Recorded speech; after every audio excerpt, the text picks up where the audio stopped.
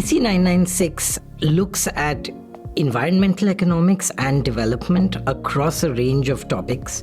So it's very much grounded in how economists think about the world, but it's bringing in these new problems that economists have maybe not thought enough about. And so it's equipping students with the skills of how do I take environmental factors that might affect business, that might affect finance, that might affect poverty alleviation, and use economic tools and economic thinking to try and solve those problems.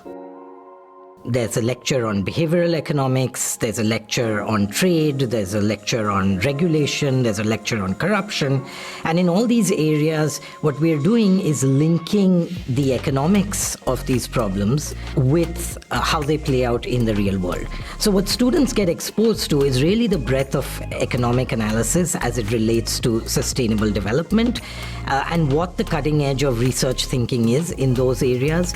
So whether it's business thinking about how regulation is posing new costs, about how they source raw materials, or whether it's government thinking about what sort of policies would tackle, say, climate change, which is imposing large costs on the poor, but at the same time they need the energy to grow, or whether it's research, which is very much, these problems are now at the cutting edge of research thinking in departments of all kinds actually, but also economics.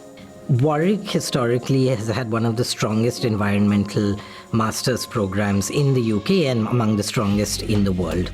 And so really what this course does is to say, hey, we've got this expertise which is quite uncommon in these departments. And it's an opportunity to put that together, use the links with business and finance that Warwick already has, use this experience in research across the world, and put together a package that students, I think, will find quite unique amongst the many offerings that universities provide.